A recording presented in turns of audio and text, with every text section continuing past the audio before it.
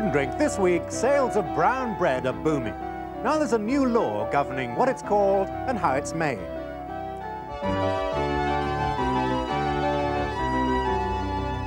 Well, this week I'm happy to announce we've managed to persuade Michael to use his loaf. Well, some anyway. Sales of brown bread have soared in the last decade. In fact, we've been eating 5 times as much brown bread now as we were in 1976. So much so that there are new laws about to come into force governing what goes into it. They're laws to ensure that you're not just buying bread coloured brown, but are getting the real thing. But first, before we look at that, why has it become so popular?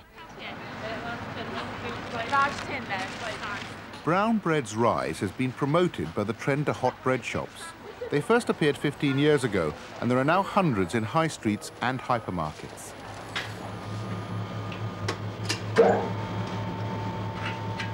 The high-fibre revolution has also had its effect on our buying habits.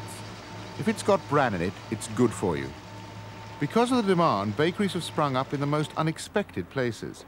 The Oxford Brewhouse must be the only pub in the country that makes its own beer and is a bakery as well, using the products of the brewing to help make the bread. The Oxford Brewhouse loaf makes use of the real country tradition of baking with its own brewer's yeast and the malted grains from the beer making.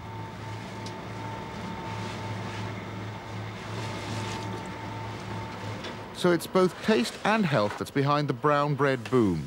And sales are still rising, even though as a nation we eat only half as much bread as we did in the 50s.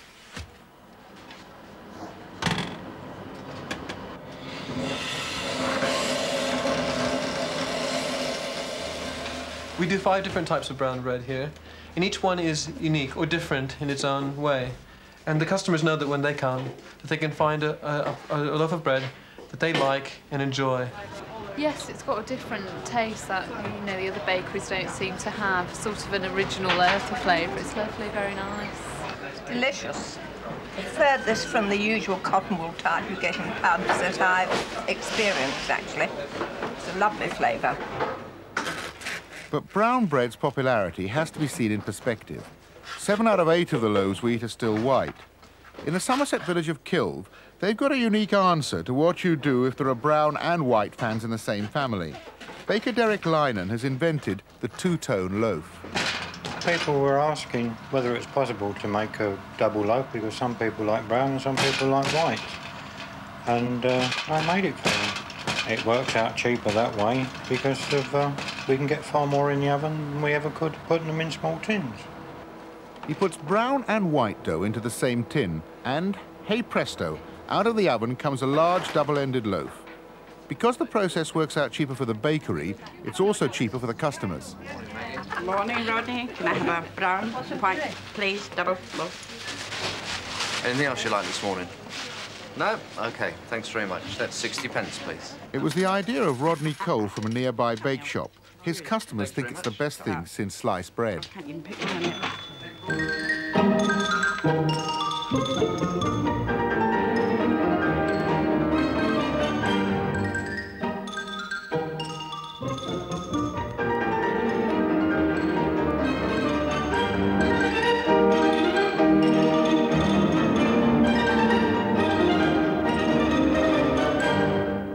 We got Derek to bake one of his schizophrenic specials just for Food and Drink. It's a 4-pounder, this one, a real world champion. Another first for Britain. I think rather a good idea.